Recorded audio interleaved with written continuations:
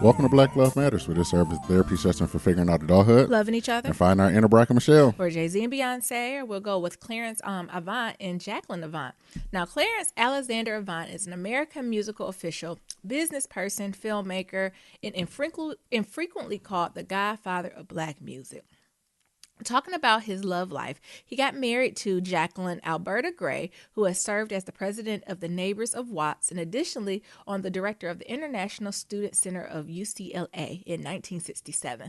The couple has been together since then and has two children, one named Nicole and another one named Alexander. Avant, alongside Quincy Jones, got the Thurgood Marshall Lifetime Achievement Award in 1997. Morehouse College granted a privileged doctorate for him in 2003. He got the Living Legend Award in 2007. NAACP Hall of Fame drafted Avant in 2010. He has turned out to be known as the Godfather, air quote, in the music business due to his eagerness to help newcomers in the business. The National Association of Recording Artists and Scientists granted him the Trustees Award on February 10, 2008. Likewise, on October 7, 2016, Avant got the start on the Hollywood Walk of Fame for his commitments in the chronicle of the chronicle of all his businesses. I almost said businesses. Shout out to them. Yeah. I know we've been trying to get couples lately that maybe aren't as popular or as mainstream as some of the couples we've been seeing. So we're trying to highlight some of that black love that you might not know about every single day, right? Right. What you think about Clarence Avant and Jacqueline and all that good stuff, Near? You know, this is black excellence that you very rarely hear about. Right? You just hear about Quincy, old messy. Yeah, you hear about Quincy, but his ass is doing the same thing, man. He was just doing the damn thing. You know, married a beautiful black woman. Come on. They've been together since the 60s. Well, Quincy said he don't believe in just marrying one. In Quincy words, what they gonna do for me? What an old woman gonna do for him? No, I'm just joking. But yeah, you know, when you see his picture, you've seen his brother before. I know, I have. Like, he looks like, you know who he looked like? Cool. You remember the uncle from Jamie Foxx show? Yeah. He looked like they could be He kind of looked like him, yeah. Maybe that was him. That is not him. He is not paying side gigs up in this piece. He do got a picture with Jamie Foxx. No, I meant the Jamie Foxx show, not Jamie Foxx uncle, fool. What's wrong with you? Anyway, who is you? I'm Nero. And I'm Nyambi. And this is episode 128. No, 120. What the hell is I'm thinking? Nero. 120, y'all. What is your problem? It's because you ain't gonna get the Lord's word. It's episode 120. Be sure to leave a 5-star, 1, 2, 3, 4, 5-star rating and review on Apple Podcasts and on Stitcher. Like I said, it's like Amazon reviews. We appreciate y'all. Absolutely. For those who've already done it. And follow us on all forms of social media, and that's at Black Love Matters. Remember, that's Black with no K. Mm-hmm. You got an update? What's going on with you? Absolutely. Well, it was a long weekend for me, y'all. Well, it's still going because I'm off today, too, Monday. But I had Saturday, Sunday, and Monday off, and it was just good to be from the box store for a minute. Like, I'm the type of person, I need at least 2 to 3 days to recover from work. One day off don't do nothing for me. I'd rather just work straight through. Mm-hmm. Instead of just having like one day off, because I feel like one day is not enough. I like rest and then nothing gets accomplished and I'm kind of back in the groove of it. So it was nice just to relax a little bit. Near probably will talk about it, but we went to the movies and, you know, we had some brunch and then we had some friends come over. What was it, Saturday night? And just, you know, I'm still laughing about them. I'll tell you one of the stories. So our friends came out and his uncle was in town and they went to go, you know, have dinner with them on our side of town. And the uncle, you know, old school black, right? I say old school black Nigerian. So combine both of those, right? Mm-hmm. So you're getting ready for a shade fest. I guess they went to like a Dunkin' Donuts or something. And one of the girls had on like heavy eyeliner to the point where it's like, sis, where are you going? And then the uncle came to the counter to greet her. And you know, you do the thing when you startle and somebody turned around. Like, oh shit, what the heck? Oh, I'm sorry. I was dying. So it was just good to have that conversation. And we just had all over good talks. And then I know also he introduced us to like this, I think it's a movie on YouTube. It's called African Booty Scratcher. I know that's offensive. But that's the name of it. The series or the movie is actually the trailer. Yes, it's called African Booty Scratcher. And I think it's Nigerian family who moved like to America, and so their son's first generation, but he's younger. So he's like, well, I was like, maybe middle school, higher elementary. So although he Nigerian, he got a lot of American influences, right? So it's just kind of seeing how the families like chronicling their lives. Like, it seems amazing. It should be on the same night Blackish is on. It should be the same night it's Fresh Off the Boat, Modern Family. It's hilarious. Like, the trailer kind of reminds me of like a modern, a Nigerian Everybody Hates Chris. Yes. And it's hilarious. It made me think I might be Nigerian because I know that's some shit my parents would do.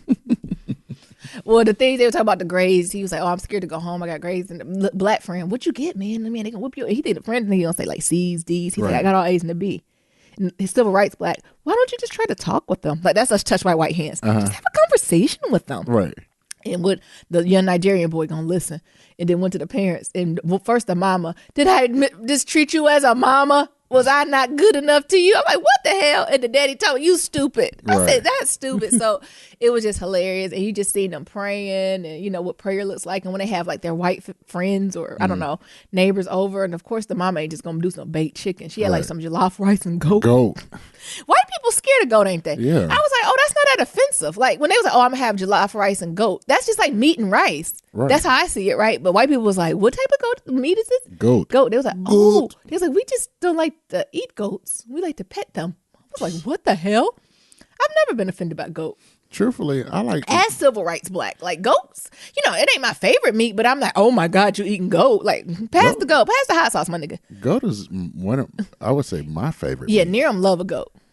I prefer a lamb. I think it's just the way that I mess up a baby lamb, okay? I just think that it's the way how like beef and pork is so raised and stuff that goat is not the same way. Yeah, but I didn't even realize that. That was my blackness lens off. Like, oh, it's just rice. It's rice and meat, my niggas. Right. Why is it so difficult, right? So it was super interesting the phone to go through that, and then later on that Sunday we had like a good conversation with Nia, and then we went out to dinner with a friend. So just all over, just a good weekend. Mm-hmm. And also this week, I would say coming out this tail end of the week, I got some interesting news all around. Would you say, Nero? Yeah, you do. The week for me was filled with up and downs. It's a roller coaster. So roller coaster meaning one day I was on the phone with my lawyer, and the next day I was on the phone with somebody else presenting opportunities. So y'all stay tuned. Mm-hmm. And just keep me prayed up. And all I know is God is a good God and He's faithful. And when I tell you about this grace and mercy He showed me this week, y'all know I'm trying to start shouting. I want to start shouting, but y'all know I only can tell y'all in due time. I'm trying to make these quiet moves, right? I read something, I don't know where it was at, to say that the millennial generation, we move too loud. Mm-hmm. And we need to learn how to quiet it down.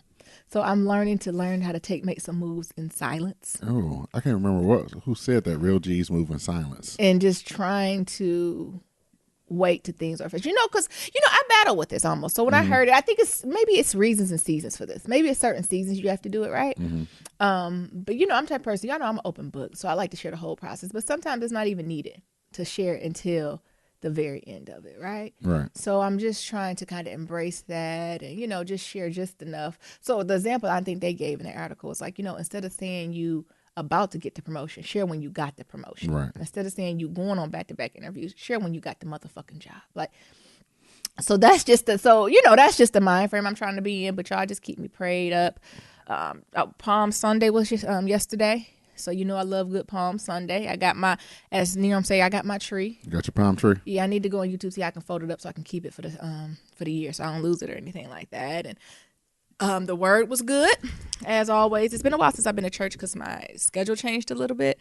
So it was just really good to be back in the energy of church and taking it off. And the biggest word takeaway was like this idea of taking stuff off. So taking away fear, anxiety, doubt, anything that hinders you, kind of just taking it off and understanding that you can turn things around, right? Mm-hmm. Because you have the keys that God given you, right? Mm-hmm. But if you don't use the keys, I was like, he don't listen to DJ Khaled. He said, but if you don't use the keys, and my pastor, he was like, the keys.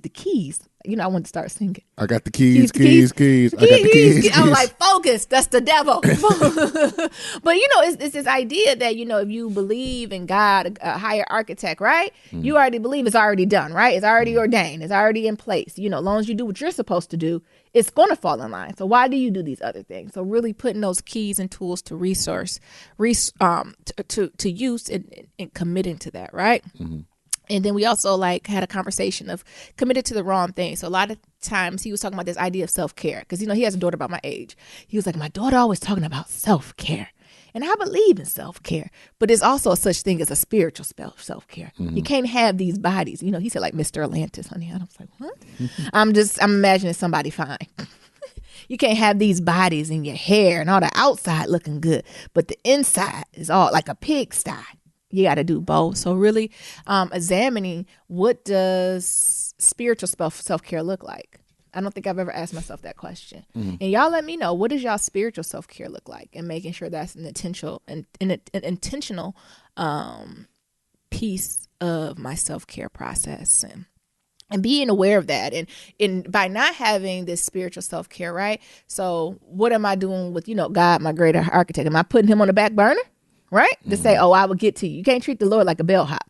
You can't be like, oh, I'm going to get off right here. I'll be back. So really trying to be aware of it, especially as I'm kind of in this season.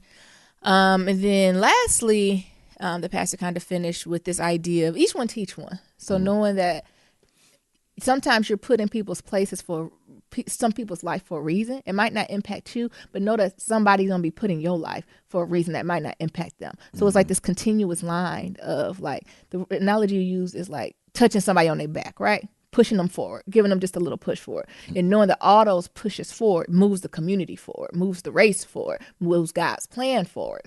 And the idea that you have to just keep pushing on. And you're not always going to be in the front. You're not always going to be in the back. But the thing is, you need to stay in your place. Because all this is working. When you step out of line, you're not just hurting you. You breaking the line up, right? You breaking all this up. You breaking all the blood. It's a plan, right? But when you step out, like, well, I don't know why I'm not supposed to be at this place. Get back in line. It's all a part of it. So it was just huge, right? And saying when folks tend to step out of line, that's when people let emotion turn into commotions.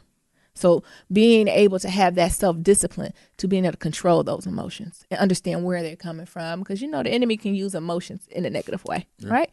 So, these negative emotions, that's not something of God, right? That's something that really the enemy try to use to distract you, to say, oh, well, you worry? Oh, that worries you. Good. Right. Oh, that gets you excited? Oh, I know what gets you excited. Oh, okay, I'm going to turn it up. So it was just really good to center that back on it. But my biggest thing, y'all, and I'm asking y'all, what is y'all spiritual self-care? And when he said that, I was like, the pastor, he always get quotables for me, but not many times I'd be like, even when he called out, I'm like, yeah, I'm wrong for that, Pat. Like, yeah, I done did that. Like, I need to get in place. Like, I ride with him, but that's the first time I was like, what does spiritual self-care look like? You got spiritual self-care? Every time I get on that treadmill. That's your time to have quiet devotion? Yep. Yeah, but I was like, I don't know if I have, I pray, but is it a practice of self-care, right? Like, I was listening to another interview. I think it was with, I almost said Dwayne Johnson. What's the FUBU guy? Yeah, I know you're talking about. Yeah, so he has a podcast, Daily Grind, and met with my Shiro in my head. I think it's Bosama. I think, I don't want to say her Instagram name because her Instagram like Pink Queen Badass, but that's not enough to describe her. Like, she's beyond that, right? She's basically Uber's brand off. Like, she's amazing. So I don't want to take it to be like I'm being sly on her. I just can't get her name out right now. Okay. I think it's Busmana. Anyway, was asking about her practices, and she said one of her practices was that every night before she go to bed, she prays with her daughter, and every morning when they wake up, they do some type of prayer, meditation, or set intention for the day. Could you imagine doing that with your child? And not only doing it with your child, the type of how that would grow them. Like, could you imagine since you've been a child, Niram, so 8 years old to you in your 30s, every night you prayed faithfully and every morning you woke up and did gratitude, meditation, or some type of prayer. That would just set your whole... That would change your whole thing. Your whole outlook on stuff, right? And it's not even about a God thing, right? It's just really about gratefulness, right? And centering yourself and grounding yourself. And I'm like, how dynamic is that? And not only she's doing that we're doing it with her daughter. So imagine doing that with your parents. Because, in brown families, both our families come from hard working folks working multiple jobs. I think sometimes in the morning that was a privilege. Yeah. Because they either going to work, coming from work, getting ready to work, doing something where that wasn't time. In the morning time was like, get your butt up. Yeah, get your ass up. Yeah. I got to go to work in 2 hours. But could you imagine your parents coming in your room and be like, how was your night? Good morning, sweetheart. Did you think about anything? You have any dreams? What's your gratitude for tonight? What are you grateful for today? What? That would throw throw you off. Like, that's a whole different energy. Is there anyone you would like to send positive energy to? to? I tried to do that. I'm going to stop trying. I am going to do it because I think that has to change your energy. Y'all know I'm trying to get there. Nyambi's trying to walk in this energy of gratefulness and forgiveness, right? And just really walking in that. So I don't know. That's just something that touched me. And then I just keep reflecting, to keep things that keep coming up. Like I said, grateful and forgiveness, but also like, God's grace and mercy is just little old me.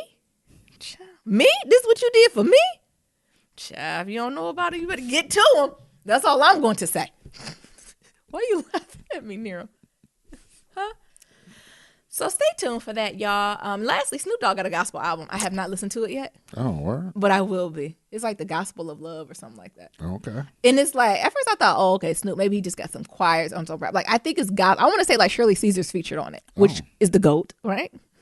The queen of gospel music. Second to Mahalia Jackson? Like, well, I would say queen of minor gospel, right? Shout out to Shirley Caesar and the Caravans. But that's just kind of my update. I know it's a little jumbled, but again, y'all know I'm constantly processing. I'm trying to be in a space of gratefulness. And y'all know I'm working a long, crooked path. Tomorrow episode, I'll be cussing and fussing. But know my heart is there. Nirams. Speaking of albums, Wendy's, the restaurant. I done put my heart on the table, and Niram gonna talk about, you hear about Wendy's? This nigga. Speaking of albums, Wendy's got an album. Who is Wendy? The restaurant. Bye. What are y'all talking about? And it's called We Beefin'.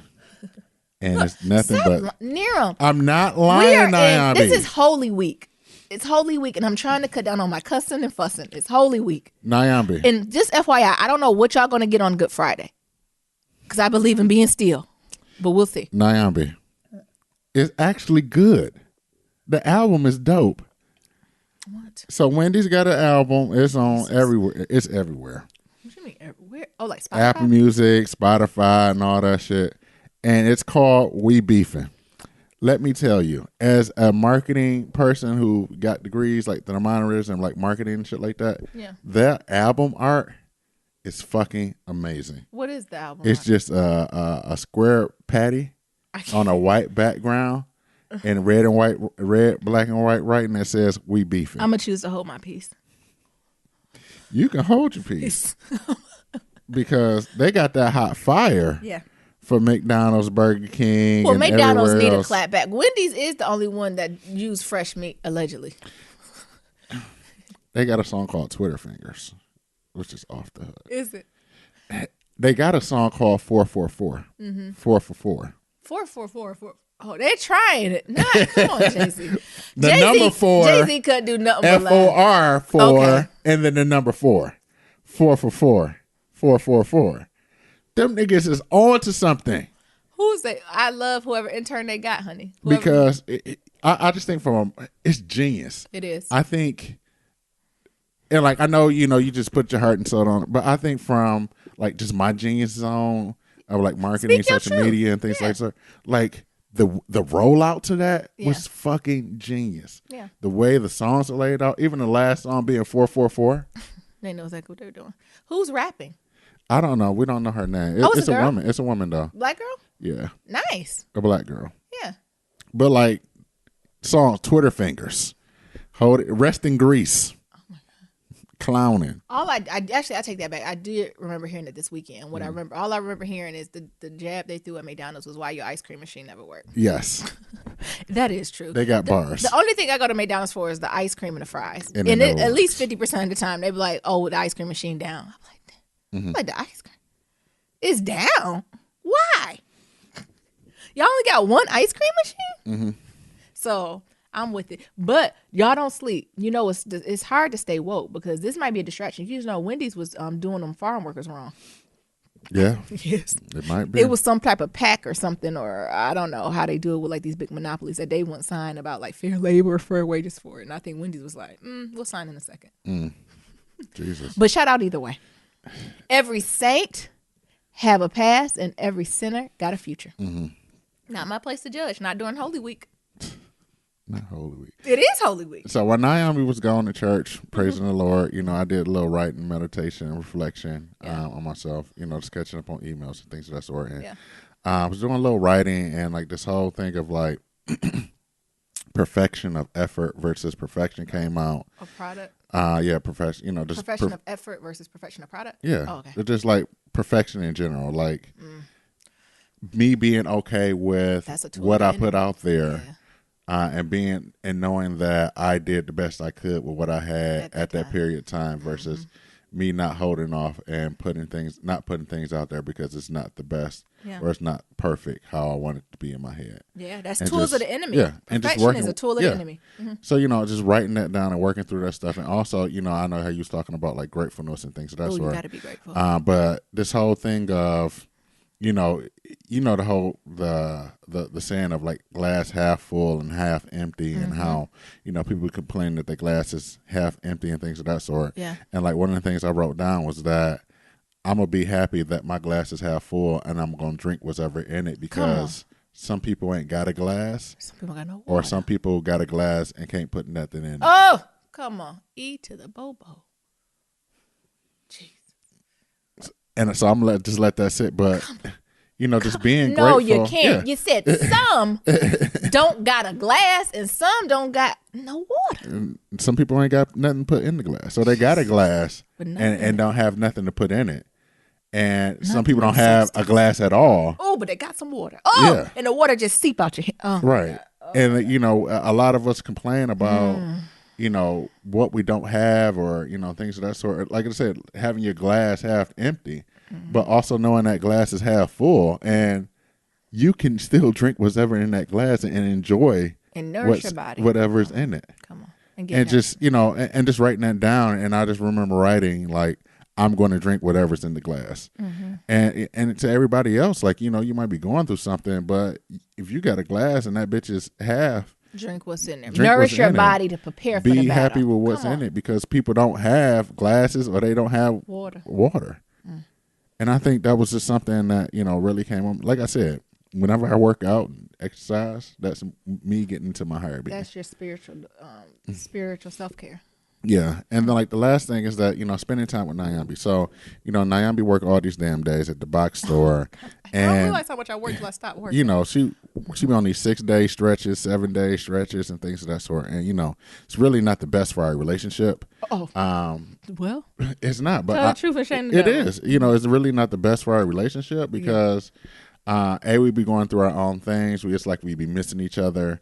Like two ships at night or whatever, the saying they be saying, the old folks be saying that, you be missing each other like ships at the night, because, Nyambi, get home from work and either got she closed one day, now she got to go to bed and, and open, and then, close and things of that sort. My schedule is kind of relatively, consistent, but, just the headspace which she's in when she's working, it's just not the best for our relationship. So, spending some time with her, rekindling flame, redating my girl, things of that sort. So, we went out to brunch the other night, and just, had fun, talking, shooting the shit, got drunk off one drink. Okay, y'all know I don't drink.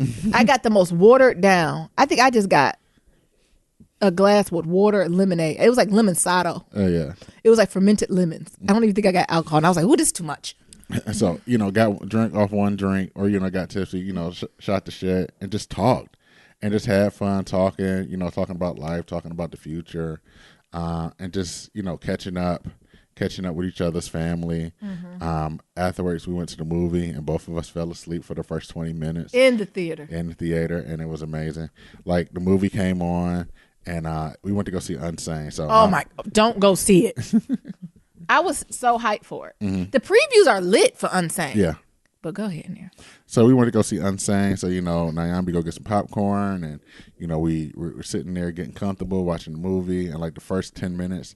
And then all I remember seeing the opening credits. Me too. And then like we close our eyes. It goes black. And then next thing I know, somebody's tied up somewhere. She in the insane asylum. And I'm like, how'd she get there? And Nyambi, we both woke up at the same time. Yeah. And Nyambi said, how'd she get there? And I said, I don't know. I was asleep. And she said, I was asleep too. And we just laughed and then went back to sleep. And there was at one point in the movie, it's like, I'm about to leave. Yeah, this is And I'm like, Nyambi, but I'm so comfortable. Like, we got to wait till this movie is over. because it had the potential to be great, right? It looked like a great psychological thriller. And let's be clear, I think the themes of the movies was excellent, right? I think it's just the execution was. I wouldn't bad. I'm on my walk. Bad's not the right word. Different. It wasn't my cup of tea. I don't think it was the movie made for me. So first of all, why ain't y'all beautiful African American people tell me that this movie was made completely on an iPhone 7? If they would have said that in the previews, I wouldn't have went. Why not? No. That means somebody has mastered the iPhone 7 so well that they can produce a full with that movie. Millennial witchcraft. Don't come with that millennial backwards talking. I'm not falling. I don't think it's millennial back talking, but it is. I think I'm gonna it's need you to something- get on a crane. If your budget was over $1 million, I'm gonna need you to invest in more than an iPhone. Nyambi, but I think That's it's something, what I'm going to need them to do. I think it's something to say about If their them. budget was $100,000, yes. But if the budget was, I looked it up, the budget was $1.5 million. She gonna keep cutting me off, y'all. Because I see what you're saying, but it's something about learning, having the tools of what you have, and learning everything about that tool to make something. And whoever it was, these motherfuckers made a movie that was good enough to go on the big screen. Not saying that the plot and stuff was good enough, and sometimes I was looking at like, what is this angle and things of that sort, but it still made it to the big screen. yes. Anywho, I hear you, Nero. It was good. It had the potential to be better, but the themes were good. So it's something that I haven't thought about a lot. So speaking of mental health, Jay Farrell also was in it too, so shout out to him. But the kind of undercover theme or political theme, it gave me very Get Out. What are we calling the Get Out genre? Social horror, social commentary horror. Y'all correct me with that theme.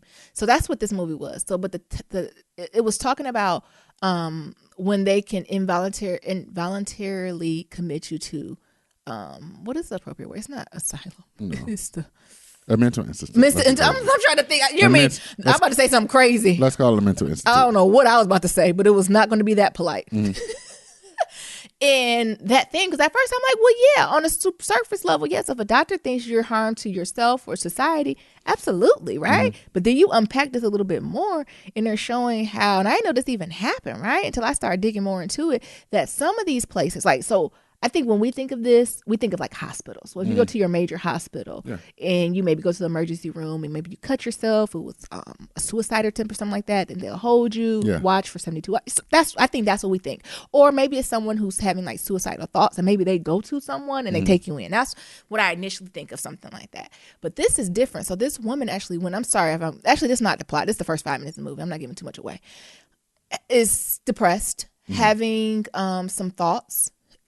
It wasn't even about suicide. It was about something else. I went to a support group and they started unpacking a little more. They was like, well, have you ever got really sad? She's like, yeah. Depressed? Yeah. You ever thought about hurting yourself? Yeah. Like, but she's thinking she's in a safe environment to say yes. But she's like, I'm good now. Like, I done moved on. And what happens is they actually commit her. And then after the 3 days, they come back and be like, you're a harm to yourself and others. Because what she's hiding under the surface is she moved to the different side of the country because she had a stalker. And she wanted just to get away from him and that life. And what she's thinking she see her stalker. And so she's like kind of losing it. And that's what she went to the one on me. If you've been stalked.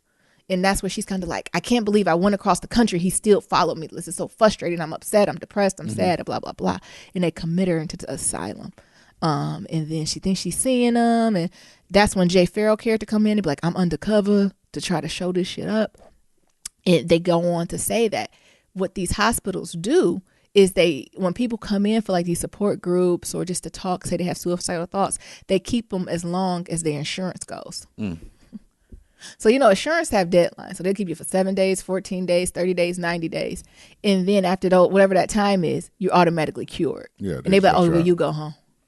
That's crazy. Because she kept coming like, I'm fine. Like, I understand I've had this trauma. I've been treated for it. I was triggered because I thought I saw him. The man looked like him, but I understand if he's not here, like, let me go.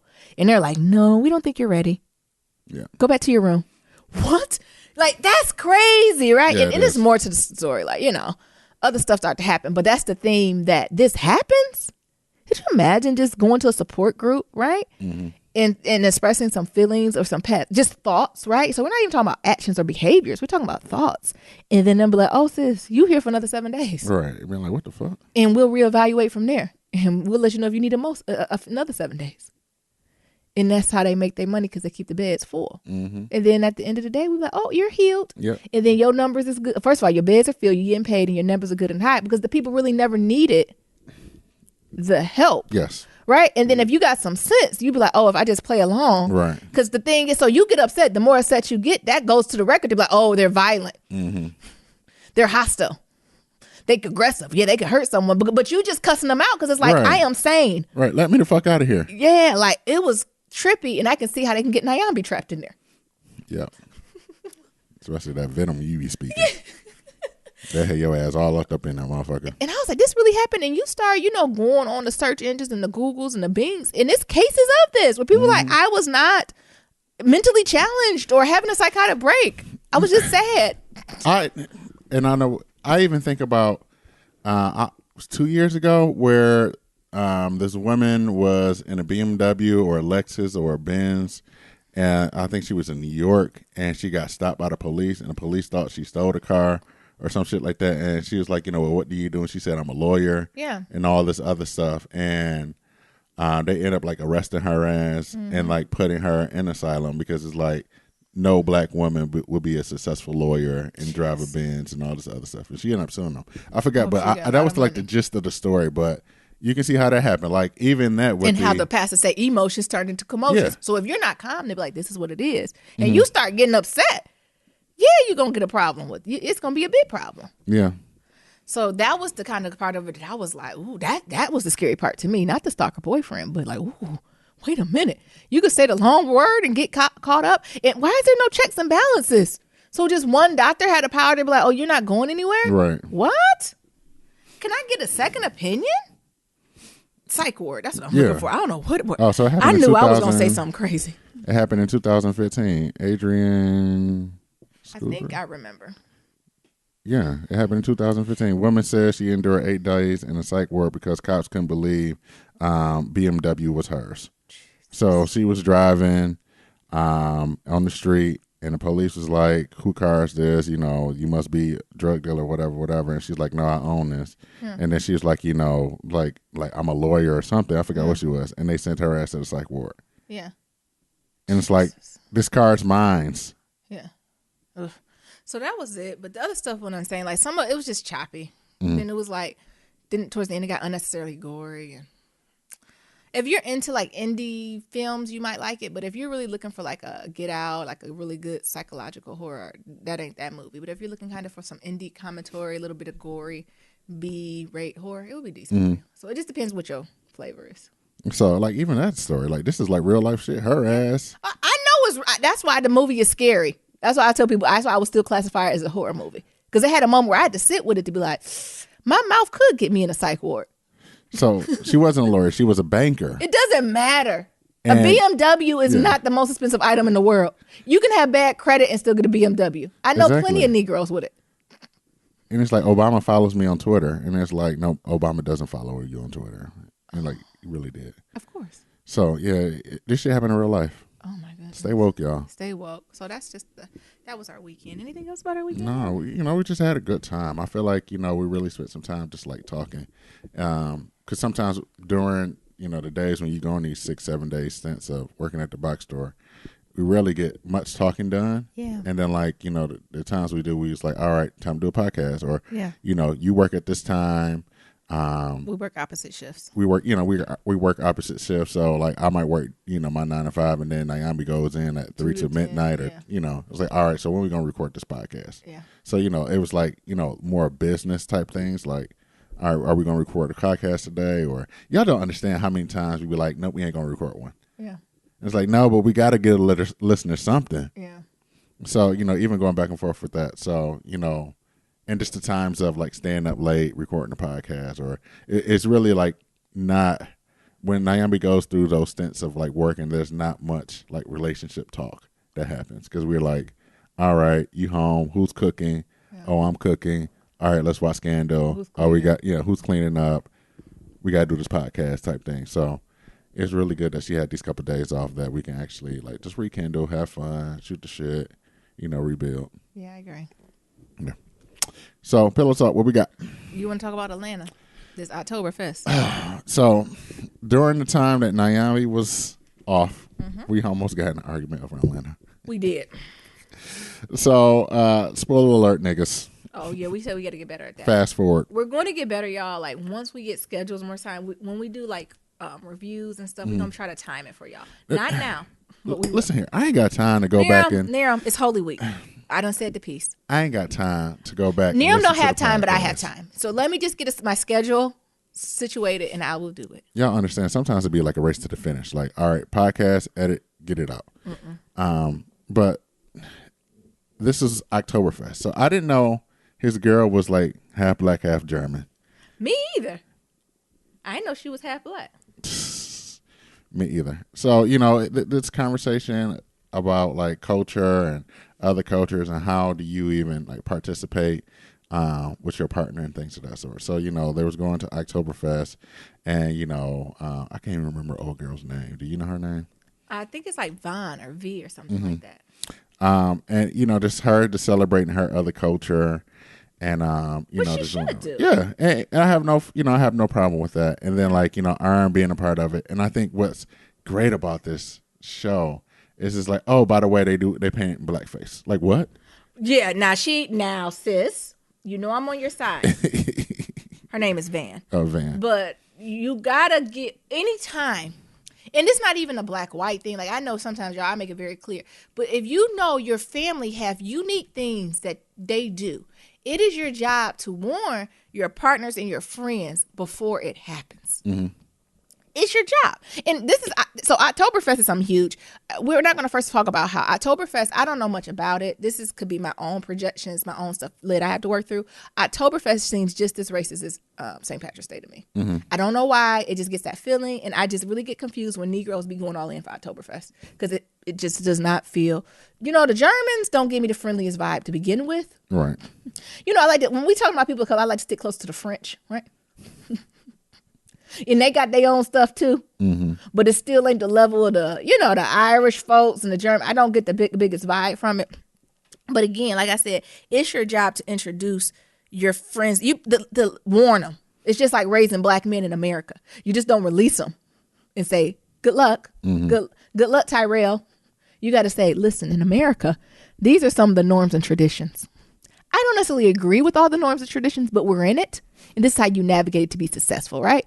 She should have said, "Hey, Ern, in German culture, Oktoberfest, sometimes we do these things. Now, I love my culture and I love you. And all things that my culture do, I don't necessarily co-sign on, but I just don't want you going in there and saying, what in the white witchcraft is happening?" And no, it's not personal. Because you be taking stuff personal when you don't know stuff coming. Like, you be like, is they wearing blackface because they see me? Right. And if you don't know, well, no, this is the tradition. It may be a little fucked up. It was Holy Week. Hot dog at one. It might be a little messed up that, that they do that. But at least it's not as personal, right? But I said, it's only got to be as vast as this. I remember warning Niram or all my friends before they come to any of my family events. I said, now my uncle so-and-so going to be like this. He don't got no fingers. My little cousin's going to have smart mouths. Like, you just got to. Right. My auntie so-and-so going to look you up and down, probably touch you now, pat you down, like going to run up on you. Like, it's just stuff you got to do. But yeah. So, so there's a lot of things we found out about this episode that throws me all off. First, Van being like fluent in German. I don't know. No, that was sexy. No, look, that was what's up. I'm just saying it throws you off because you didn't see it coming. Well, I like that though. I love to see brown people that speak multiple languages. I'm like, come on, sis, speak that, or come on, bro, speak that language and do it well. Yeah, not just Sometimes when we speak, you be like, you speaking to like a kindergartner, but who can speak it fluently? So Aaron goes in there and then she's like, oh, by the way, they sometimes do blackface, and then like a couple minutes later, you get this woman. It's like, oh my God, you did your costume so. And she touched his face. Oh, my goodness. Well, I mean. And you got to be triggered by that. Now, I didn't blame Ern for that because I've been unchecked her. Or I had to take a break. I'm like, I'm going to head to the hotel room for about an hour. And we're going to start over. We got to just keep hitting the reset. I'm gonna go sit in the car. But I just need a reset. And I'll be back, though. I'm going to be back because I love you. But I need a reset. It's because sometimes you have to reset. And that deserved one. I was like, what? But Ern was wrong because he ain't dressed up. Mm-hmm. Now, I'm not saying you got to, what's it called, lederhosen? Yeah. I'm not saying you got to do all that, but I'm going to need you to put on a hat, or I'm going to at least need you to dress within the color scheme. It looked like he had on a pair of Timberlands, a black shirt, and I'm like, that don't even go with the, could you at least put on some khakis? When they gave that nigga that Jason mask. And he took it like a fool. It's like, I got this mask for you. And he gave that nigga that Jason mask. I was rolling. Too much. I was rolling my ass off.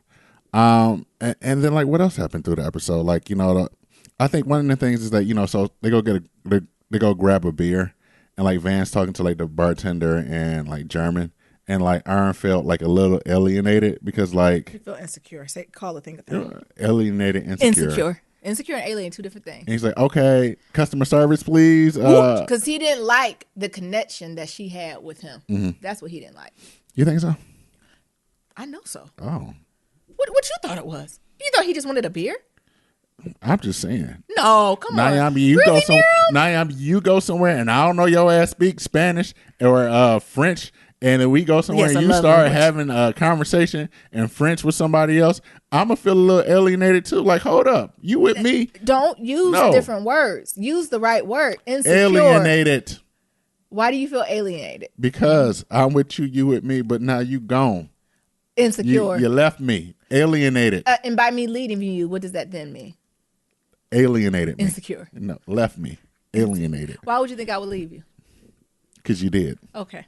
You start having a conversation. Miriam and Ern is just kindred spirits in this episode. Yeah, I felt a lot of insecurity in this episode from Ern that I did not. It was not a good look for him. Mm-hmm. Like this is the first time I was like, oh, this is why he got these douche boy. I see, I'm trying not to cuss as much. These F-boy tendencies. Mm-hmm. Like I see it. Like before, I thought Ern was just kind of misunderstood, a little eclectic. You know what I'm saying? Maybe beats goes by the beating of a different drum. Mm-hmm.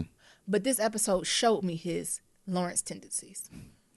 That's all Nyambi kept saying. He got them Lawrence tendencies. I said, oh, there it go. Because I was like, what is going on with Ern and his girl? Like, they really seem like they got good energy, they vibe. Like, what is holding them up, right? Why aren't they just this kind of really strong power team? And they have moments of that, but it's fleeting. Yeah. And this episode showed the fleeting. Like, oh, he on some other stuff. And then, so Van go kick it with her homegirl, which is another black girl. And like that's this whole her sister. It was her sister? That was her sister. Oh, I thought it was just another black girl. No, that was their relationship seems like that, but no, that was her sister. And then she started having this conversation about, well, you chose black and I chose white. It's like, what? That got to be a word. I'm not multiracial, biracial, but that got to be a word. I felt that in my spirit as a word. I'm not a biracial girl, multiracial girl, but I felt that in my spirit. You felt that in your soul, baby? Yeah. Like I wanted to start doing the color purple. You and I must never part. Like, oh. You ain't get that? So she said, I was like, oh. And then she took it, then she was like, chose. Like, it looked like she would say, hey, B, like, ain't no shoot. Right. We is black. We is black. But, or she'll do things like, well, you never wanted to hang out with the white girls I hung out with. And Van was like, because they was mean to me. And then you pandered to us, the black girls. Like, what do you mean? Well, you say stuff like, I always wanted my hair kinky and curly like yours, but it's like, bitch, your hair is kinky and curly. You just got it straightened. And I was like, oh, when she said that, I was like, I know girls like that. I do. I absolutely know black girls like that. And you just like, Jesus. I wish my hair was curly like yours. Bitch, it is. We have the same family. Look. We have the same hair, actually. Y'all don't see me, but I got a glass of water in my hand. You just chug it. You can't even, you don't want to breathe. It's like when to be so uncomfortable, you just chug water. Oh, you don't have curly hair? Let me show you. Yeah, and just throw. Let me show you. Frizzy. And watch that hair freeze the fuck up in 5 minutes. But the thing that got me is towards the end of the episode when they then had this conversation. Well, they kept playing, what's up, ping pong? Yeah. What did you say? Ping pong and love? Or what did you say? Love and ping pong. You're loving ping pong. Yeah. I thought that was stupid too. Y'all know Love and Basketball ain't necessarily one of my favorite. I know y'all love it. Oh my goodness, I know y'all love it. But Love and Basketball to begin with is not my favorite movie. Mm-hmm. And then they did this Pingpong. I don't like when people do things like that. We'll put it all on the table. Whoever wins this wins. No. Mm-hmm. That's not how it works in life. It'd be different if you'd be like, let's pray about it. I got a little more faith in that. So you're talking about let's just ping pong. What? They was playing Love and Ping Pong. But I guess the overall...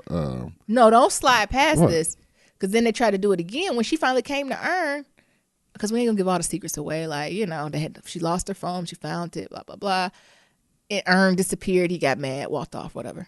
But then she came and was like, what are we doing? Mm-hmm. And then that's when it was put in stone to me that he was an F-boy. Mm-hmm. Because she was like, I want to be with you. I want to be in a committed relationship with you. I want it to be me and you. I want us to, ride or die. I want us to build together. Period. Mm-hmm. And what his response was, that's a good answer. Or he said, I'm comfortable with what we got now. No, because first she asked him what she wanted. Yeah. And he was like, you go first. You go first. And then she said it. He was like, that's a good answer. I kept saying, Aaron kept saying the same thing I kept saying. This is a setup, when he brother. Kept saying, is this a setup for something? I was like, setup. I got to cuss. My fuckboy radar was like, bing, bing, bing, bing, bing, bing. I was like, oh, I'm about to leave him in Germany. I don't know where we're at. I don't know what pseudo-German town we're in. And then he had the audacity to move his lips to say, after she done put her heart on the table, they done did Love and Ping Pong, that I think what we got going on now is pretty good. Mm-hmm. Yeah. I know that, quote unquote, I know that this arrangement works for me. For him. Mm-hmm. They didn't even say us, for him. The selfishness.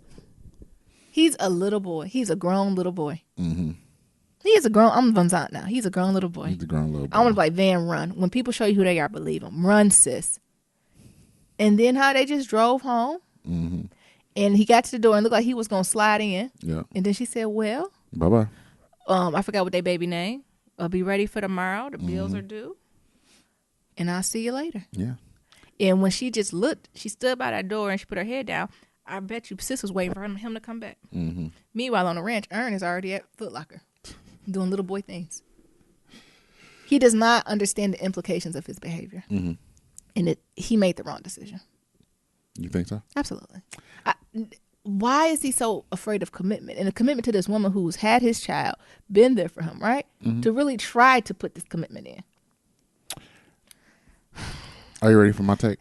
I guess, but I was just overall disappointed, and he put his Lawrence stamp of approval for me. Because at first he wasn't that, right? Again, I thought he was just misunderstood, a little different, a little quirky, right? I think he still is misunderstood. Understood. I understood and understand. I'm just going what he wants to. I'm sorry, Nero. He wants the convenience of a wife, but without the responsibility and the commitment. And that's not fair. That's not fair. It's not fair. That's not fair at all. For him to ask her to do that. Of all the sacrifices she's made. So here's Nerum's hot take. As Nerum being a boy, a man, know people like him, probably was him. A grown little boy. I think one of the things is that, a couple things.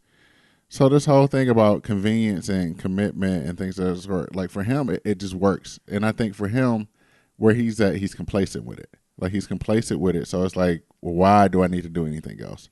But I also think coming from like a man that's always like trying to get his hustle up is that, with you hustling, always hustling up, you don't want anything to like interfere. And I think for him, getting in a committed relationship with Van will interfere because it's things that he won't be able to move with as if he was single when he's in this type of entertainment field. I see it as the opposite, right? When you're in this committed relationship, when you have now this partner of crime that are working for you, she's leveling you up, right?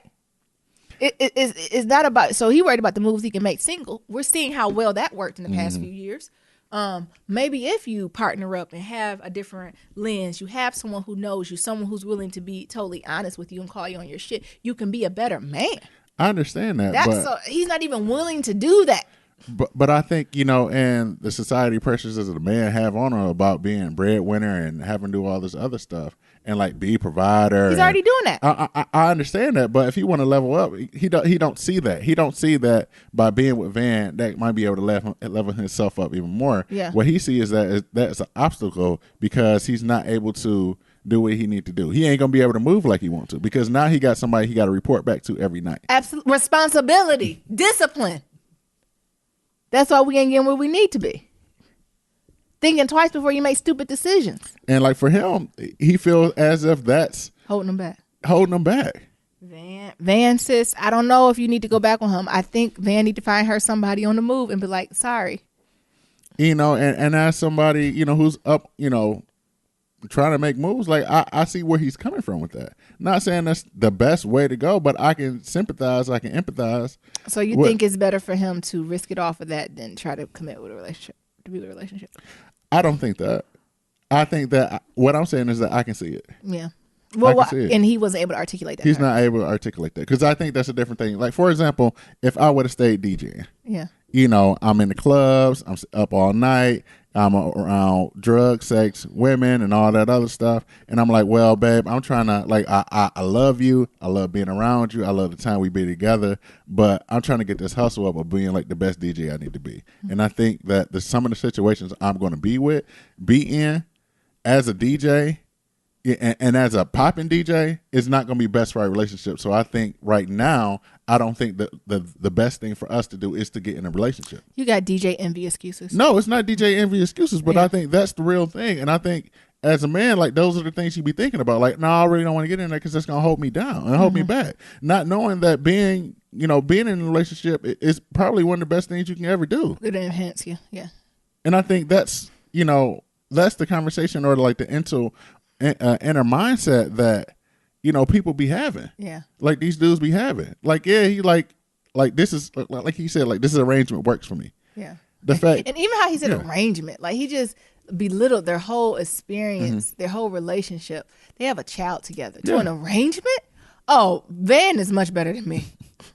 Van is much better than me. And I think with his quirkiness, his awkwardness, he wasn't able to best verbalize that. Yeah. Verbalize that, saying that this arrangement is best for me may not been the best use of his words of just saying that I'm trying to get my hustle up. I'm trying to get my cousin on so I can be the best man I can be. Because like really on some real shit, men think that, all right, I need to have everything. Yeah. I need to have profession of product instead of effort. Yeah. And on some real shit, because I used to think like that. I need to have everything. I need to have a good job, 401k, a good car, and all this other stuff before I can get a woman or before I can commit to somebody. Yeah. Because all we think about is like, this is what we need. And this is what society pushes on us. Mm-hmm. We need the car. We need we need the money. We need the 401k. We need all this other shit. Then I'm able to settle down versus being like, I'm going to settle down with somebody and I'm going to grow with them. Mm-hmm.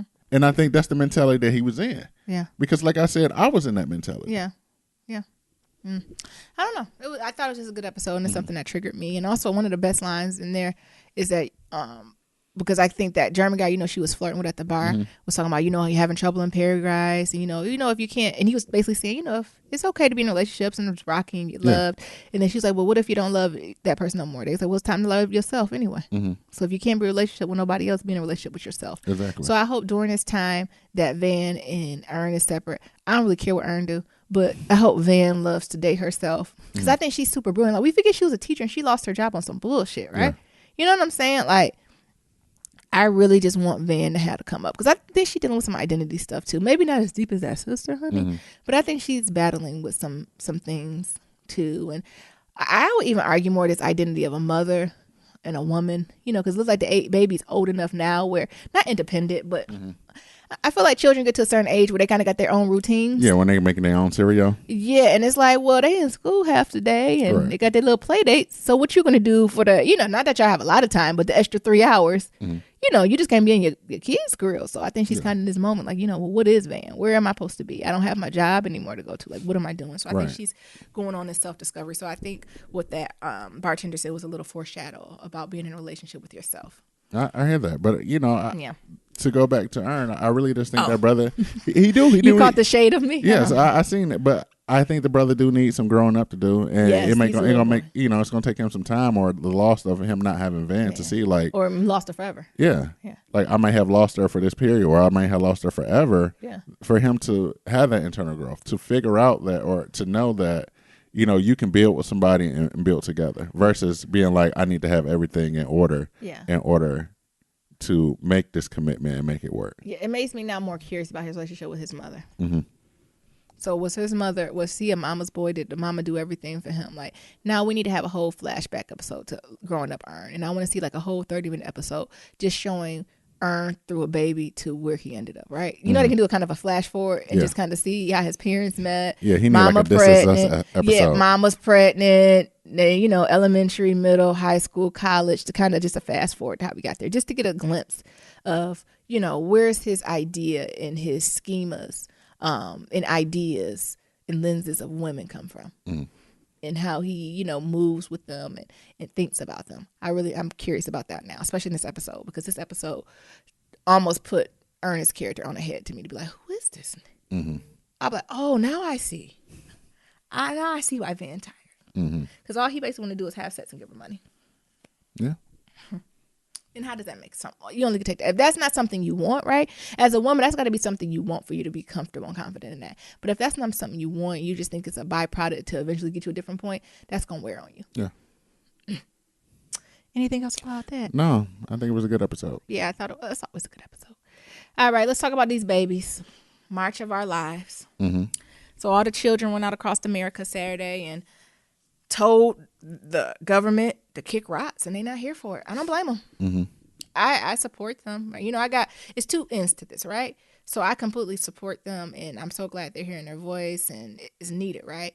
But the other half of me still, as a black woman, when black people do it, when the face of it is black or African American, it just get a completely different stint. Yeah. Like I'm trying to tread lightly, because I don't want to demean what these children did. It's very important what they did. They're fighting for a very important reason. They're letting their voices be heard. It's right? Mm-hmm. But just as a black woman, I can't let it go untold that this is the same thing that Black Lives Matters did years ago with an S, and has been doing for years. But they're confronted with tear gas. Right. The SWAT, FBI searches if you're associated with them. You know what I'm saying? Mm-hmm. Getting criminal records, right. Being hurt, and they're doing the same exact thing. They're working in parallel, right? Right. And again, I don't want to demean what these children are doing. They're doing the right thing. I just want to show the hypocrisy of America. Mm-hmm. But when there's a white face as the front of it, it's great, right? And it's supported. But when it's a black face, that's the head of it. Or majority black represented, right? Maybe I'm not saying that correctly. It's seen as something different, right? It's white privilege at its finest, right? And again, I'm just going to talk about this briefly because I want to highlight those kids, because they're doing what they're supposed to do. They're the next generation. This is the perfect example of white privilege. The way I define white privilege is being given the benefit of the doubt. Mm-hmm. So, for example, in this March of Lives or whatever, of course, the kids are just saying how they feel. They're just marching peacefully.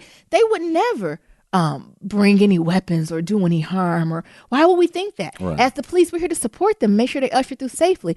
That's the benefit of the doubt, compared to when Black Lives Matter, that organization, do it. Well, why are they marching? Right. Why are they doing an uproar? Why is there so many of them gathering? Right. Why are they screaming? Like, you know what I'm saying? Why are they doing that? I smell marijuana. That's illegal. We need to arrest them. Let's be prepared. Like, it's just the benefit of the doubt. We can flip this on numbers of things. Even with the white people who have done these different domestic terror attacks. Mm-hmm.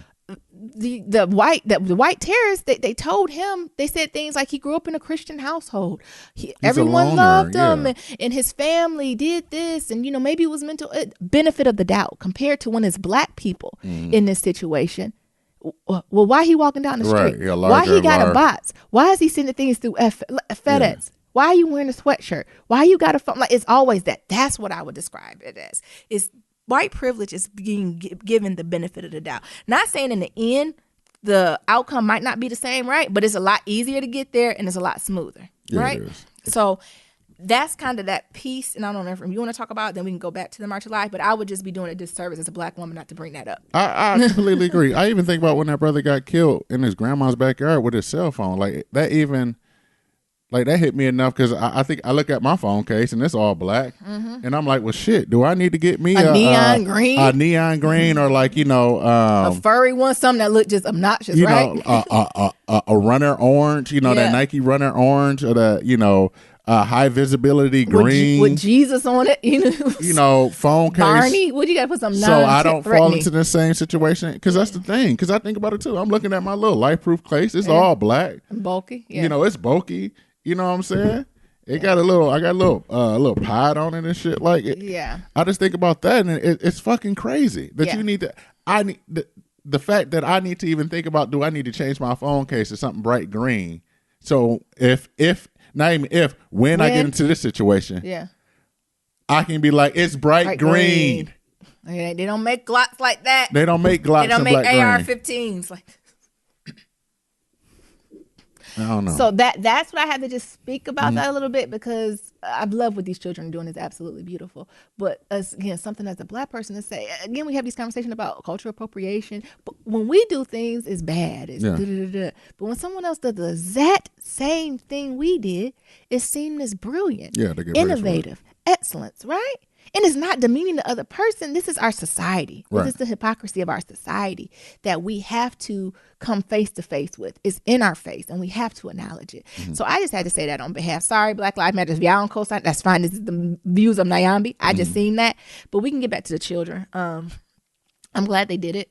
They're going to have to do it. They're the next generation. All of them should be voting in the next 5 to 7 years. Yeah. Y'all better get ready.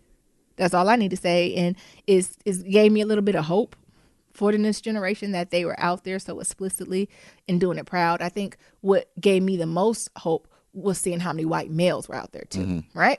Because I'm worried, right? Because there's a lot of daddies and grandpas out there that's on the other side of the fence, right? And to make this go through, we got to bring the white men on our side, right?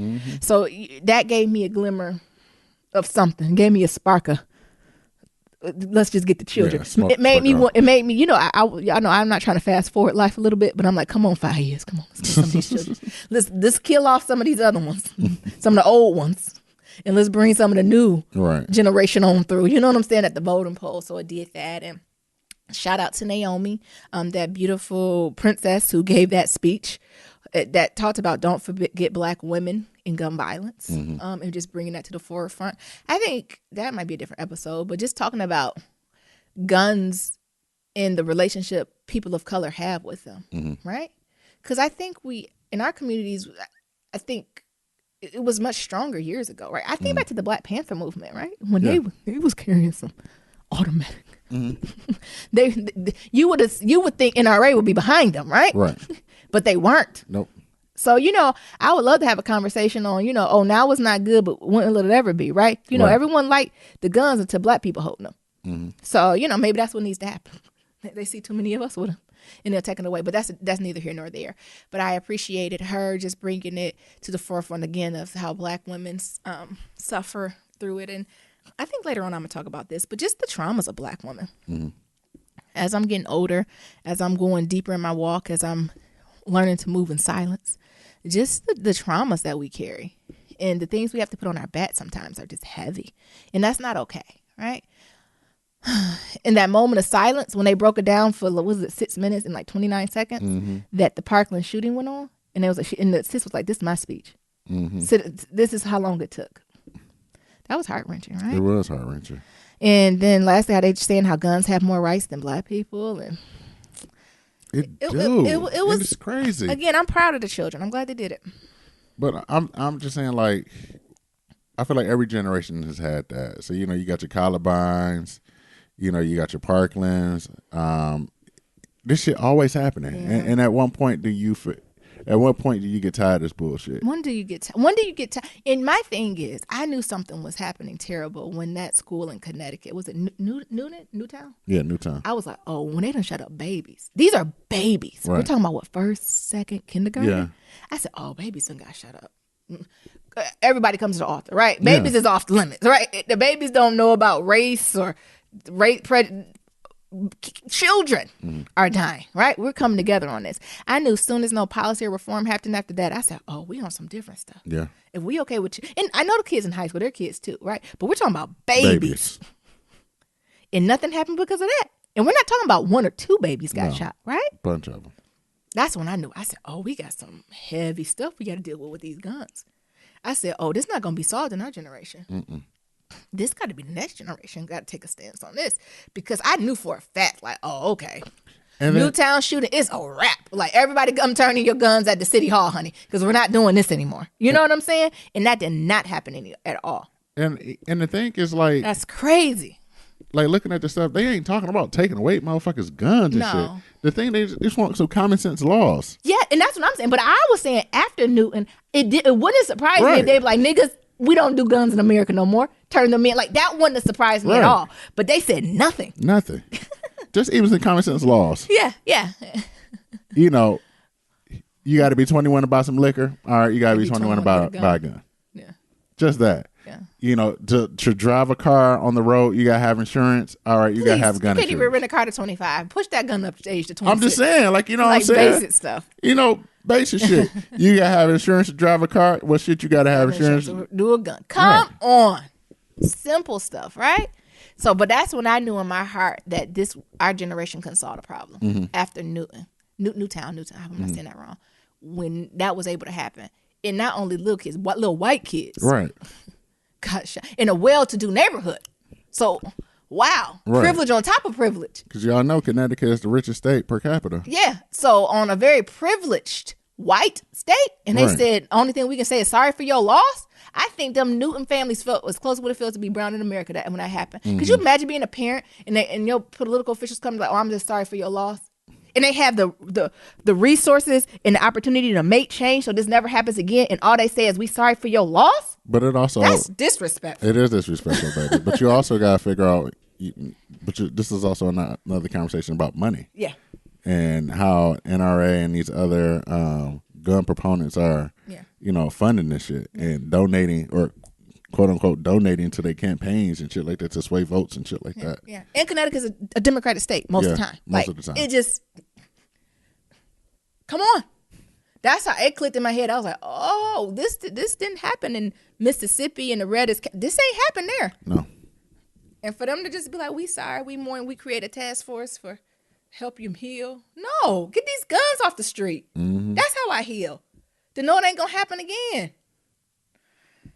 But I'm glad the children did it. And again, I want to reiterate, I didn't want to seem as if I'm demeaning what these kids did. I just wanted to draw the parallels between this and the Black Lives Matter movement and how hypocritical America can be, especially when it comes to people of color. Right. But not demeaning either side, but just showing hypocrisy of it, right? So even the demonstration, like the demonstrations of the March of Our Lives, which was great, was on every channel. Black Lives Matters was just on CNN at night. Or in the newsreel when they talking about people who got shot. Right.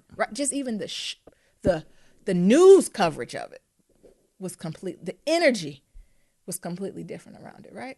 So I just wanted to be aware of that. Maybe we'll do a Donald Trump on Wednesday. Yeah. You know what we'll do? We'll talk about Donald Trump when our letter from Shanice, right? That talked about white supremacy. Oh, I'm not trying to align both of those. But we're going to add both of those topics. You know, Mercury is going through retrograde right now, so I'm trying to be very particular with what I say and how I say it. When? It's now. It's through the 15th of April. When does it go out of retrograde? I think the 15th or 16th of April. So you just have to be very careful what you say and how you say and be very clear. I got to wait till a whole half a month? Yeah, take its time. God damn, to get out of retrograde? Yeah, that's why people keep messing up. Shit. And ain't just a one day when you're like, oh, my bad. It's a continual process. Shit, I might have to buy more sage. You silly. So that's what we'll combine. One day, y'all. We're gonna do a Black Love Matters. That's gonna add to the merchandise shop. We just gonna have sage wrapped in lavender. Naomi was in the shower. Oh, he scared me. And I came in there with the sage lit and said, "Here, I know you're going through some things." Yeah. Say, what the hell you doing? Nigga, I'm saging you. Oh my goodness. We believe in sage in this house. To the point where our friends come, they're like, what's that smell? Oh, sage. Yeah. But you know, sometimes, because we got dried sage. Like, we ain't got the little incense. Like, it smells like sage. You know, sometimes sage can have that little bitter. Yeah. Got a little weed undertone. Yeah, like a little skunk to it. So people like, looking at us like, I thought you guys don't smoke. We're like, oh, we don't. And then they'll see the big old thing of sage. Yeah. I think I'm going to get some lavender and wrap it in it to give it a little lighter scent.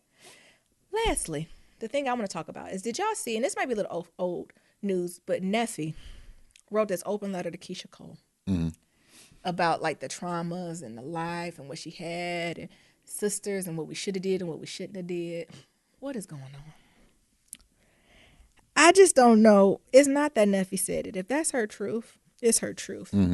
Why does she just have to then release it to the world? Does that make? Why is that? What you mean? Why did she put it out there? Yeah, like I just because I want to unpack it for a different reason, but superficially, I was just like, it keeps going back to, and maybe because it's Mercury in retrograde, we need to learn to move in silence sometimes. If you got some peace you need to do with your sister, handle that peace with your sister first before you then come out to America.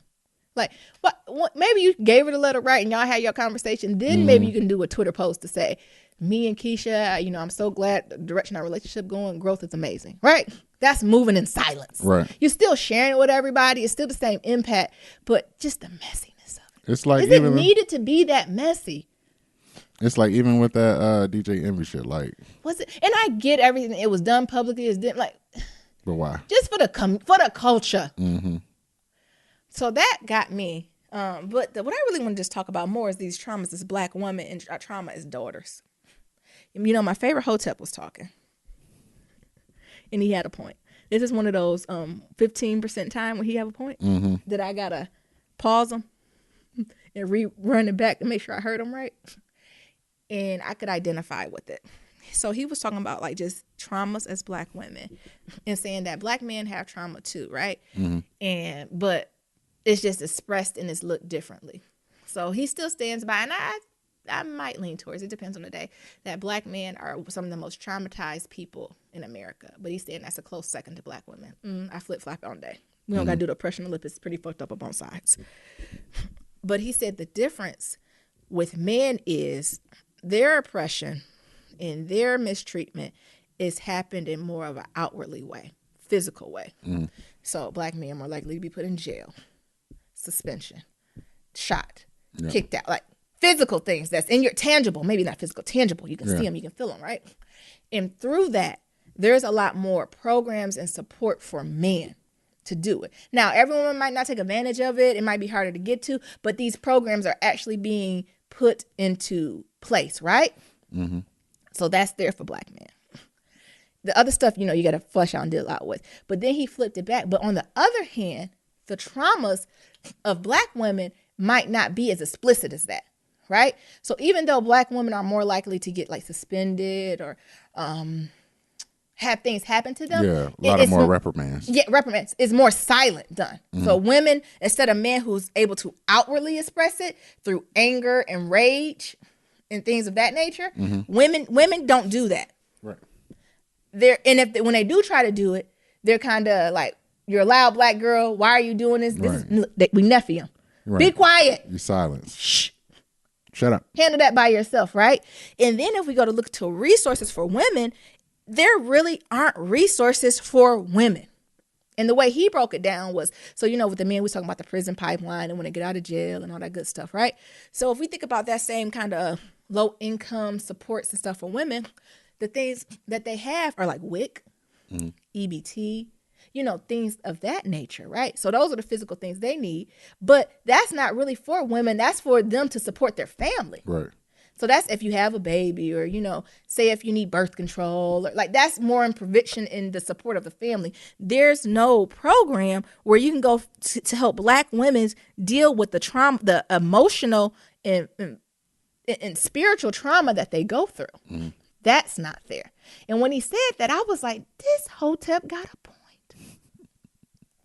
You do? And then when that doesn't happen, you create this cycle of brown women who are traumatized without any resources or support. And they then raise other little girls who are traumatized and don't have resources and support because this cycle just continues itself, right? And it reflects in relationships. That's why I go back to Keisha Cole and her sister. So that then reflects into relationships when they have their daughters, when there's their other sisters, because this is all they know and they continuously do that. But it's just something that made me think like, yeah, it is. And he was like, yeah, there's all types of programs out there for boys. Yeah. Like, they're there. He said, but for women, what are they? He said, what are the programs for women? What are the emotional support programs for women? And when that community of emotional supports breaks down, what's there? Like, where is it at? Shit, you better go join a sorority or something. And some would argue. You got to be at a level of privilege to even get to that. And I would argue in being in a sorority that we don't do enough to help women who might not be doing the same things we're doing, right? Mm-hmm. I would argue we're not doing enough, right? We preach sisterhood and we do hold each other up as sisterhood, but to a certain degree. Mm-hmm. Do you know, we all running in the same circles. You know, we might do a little heart testing, some AIDS, you know, community awareness and stuff, but really getting into it. Because that's the cute stuff. That doing the work, right? And processing. And while we're worried about adopting little sisters, we need to adopt some grown women. It's not cute. Right? So it's just something that really got to me and got me to thinking of my own stuff that I'm carrying, right? And, you know, as I'm on my own path to healing and just being very, very aware of that. And again, nothing new he said, but it was just the subtle way he said, like, you know, there's programs and resources for men to navigate that. He said, what's the program and resources for the women? Because even with the White House, Michelle Obama came out with the Girls in Tech or Support Girls or something or whatever it is. You notice the Black Man, whatever initiative stayed, right? But they shut down that Black woman one. Did you notice that? I didn't, but now I do. What was the Brother Can Initiative or whatever? My Brother's Keeper Initiative? That's not shut down. But the woman's one was. So subtle things like that just got me to saying, like, you're right. Where are the programs? And it's not, again, always about the tangibles. Yeah, we can eat and basic stuff and make sure you got milk, but where's the emotional support? Yeah.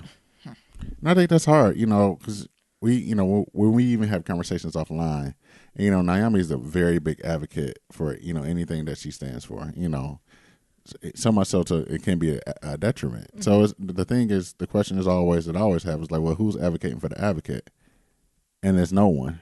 Mm-hmm. And I think that's a hard thing a hard pill to swallow, to know that you putting your life on the line to advocate for someone else and advocate for its populations of people, but there's no support where you need advocated for. Yeah. And it's almost like leaving you to the wayside. Yeah. So it's hard. And I don't necessarily have an answer for it, but I'm not looking for an answer. But just know it, you know, I acknowledge that it is fucked up. Yeah. We had to continue on, right? Mm-hmm. Together in the struggle. Y'all let us know your viewpoints and how to navigate through. And I just even thinking as we're coming on our year episode, and we said after a year we're going to evaluate what we're doing. I think we're definitely going to continue. Mm-hmm. But, you know, this first year I said this is completely therapy, right? It's for me. It's focused on me. But year 2 is for the community and people, right? Mm-hmm. And what type of impact can Niram and Nayambi truly make to the community, and where are those gaps, and where are my blind spots, and how does my shadow play into that? So I just been doing a lot of that reflecting. As June, we're going to our first year, and showing gratitude for that. But as we transition to our second year, how do we really get back to the community, right? Mm-hmm. I don't know. Just thinking about it. That makes good sense. All righty. Well, as always, if you want to submit your Black Love story, go to blacklovematters.com to submit a question about anything that to submit a question about Kitchen Table Talk, shoot us an email at blacklovematters@gmail.com. To leave a comment about anything that we talked about. We got that SoundCloud. You can leave us a voicemail, and that's at 508-784-1111. That's 508-784-1111. Talk to y'all later. And remember, love is ever evolving. Peace. Peace.